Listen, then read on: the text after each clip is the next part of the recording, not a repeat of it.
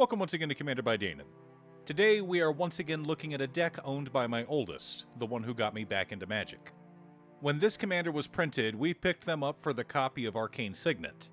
At the time, the Signet was selling for more than the Brawl deck that WotC had printed, so it was cheaper to just buy the deck. A few years went by and we finally figured out what we wanted to do with Alela Artful Provocateur. So today, I present you a budget version of that deck, so you too can experience the nastiness that is this commander for relatively cheap. Also, and I know it's annoying to keep hearing this, but statistically if I don't ask you to like and subscribe, the video gets fewer subscribers. Alela Artful Provocateur is a 4-mana 2/3 legendary fairy warlock with flying, death touch, and lifelink. She gives other creatures we control with flying +1/+0. Finally, whenever we cast an artifact or enchantment, we create a 1/1 blue fairy creature token with flying. Okay, so a lot of people will build Alela as a Voltron commander. After all, Death Touch, Flying, and Lifelink are all great for attacking creatures. But we thought about something different. A card type that is far older than Equipment, and doesn't see as much play as it should in Commander. I'm talking about Anthems. The great thing about Anthems in this deck is that every time we cast one, we not only make our fairies bigger, we make more fairies.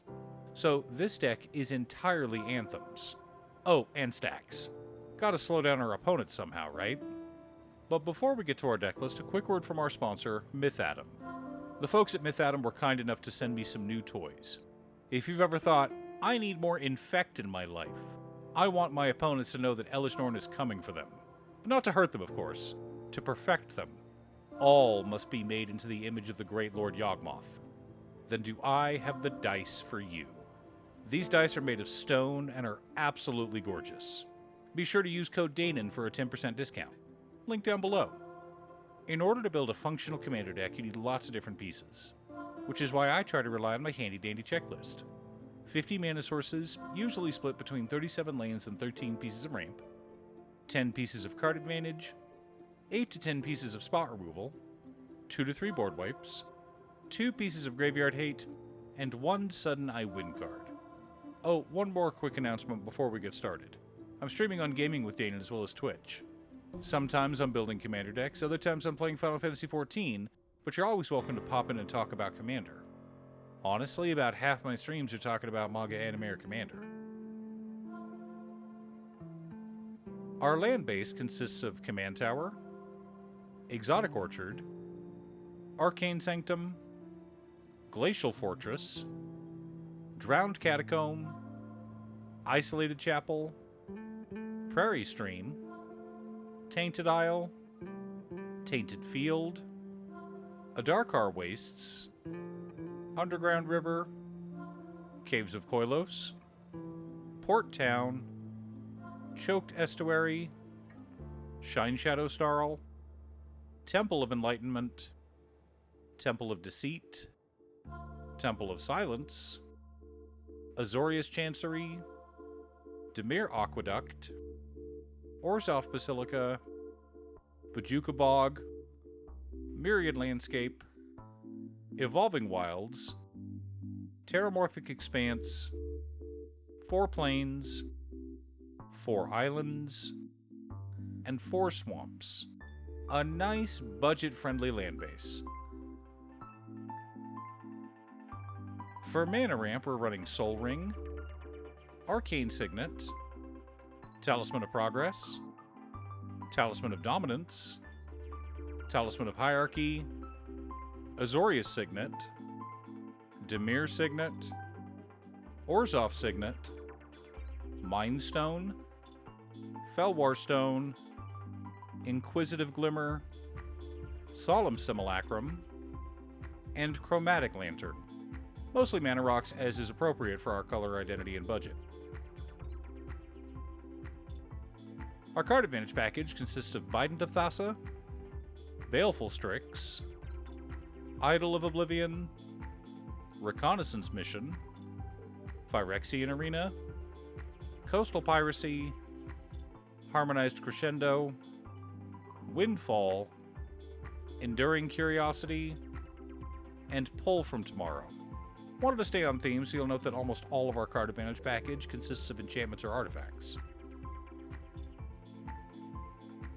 For interaction and spot removal, we've got Darksteel Mutation, Imprisoned in the Moon, Grasp of Fate, Karmic Justice, Swords to Plowshares, Counterspell, Negate, Path to Exile, Void Rend, Arcane Denial, Generous Gift, and Commit Memory.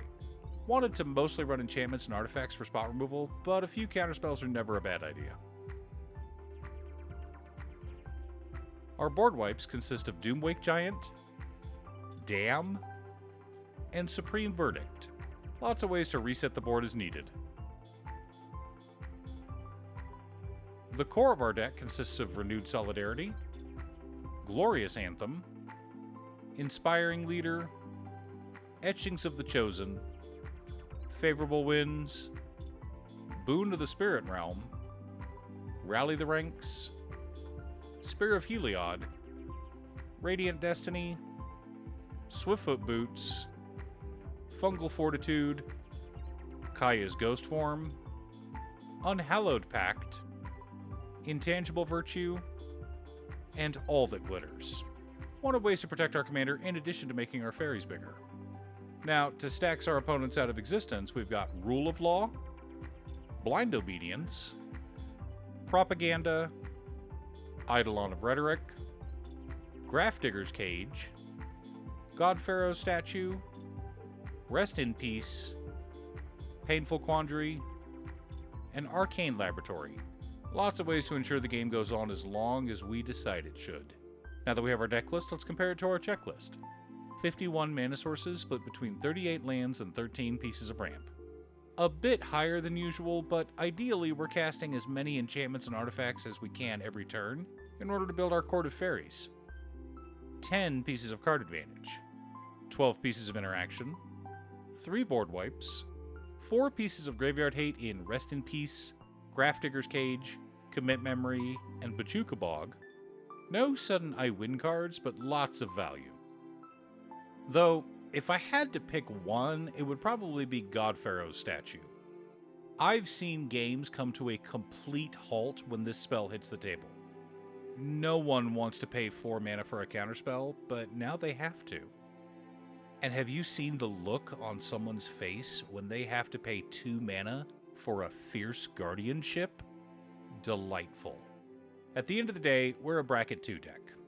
We're not a full prison deck, but we do have enough strength to handle some Bracket 3 tables.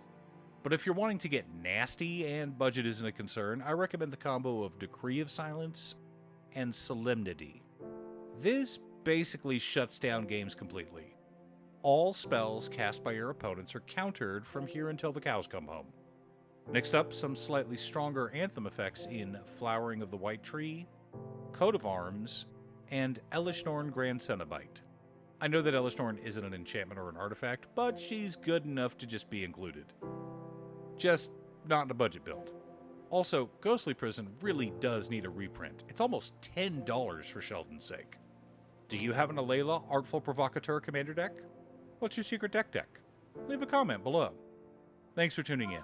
Once again, a huge shout out to my editor Cutestuff. I couldn't make these videos without her. If you'd like to hire her to edit your own videos, she can be reached at cutestuff.edits@gmail.com. Link is down below. If you're looking for ways to support the channel directly, you can head on over to patreon.com/Dayton. You can have a video made or just ask for help building or tuning a deck list. I also want to give a quick shout out to all of my patrons: Waffles, Drya, Marcus, Brett, Roxy, Alex, Conga, Robert, Pye, Kazaris, Patrick, Tiz, Art, Richard, Boomy, Oster, Justin, Golden Walker, Captain Hammer, Sleech, Mr. Salty, Daniel, and Zombie. You guys are awesome. I post new Commander Deck videos every weekday, so be sure to subscribe and ring the bell to be notified of new videos. Again, thanks for watching, and I'll see you all again next time on Commander by Dayton.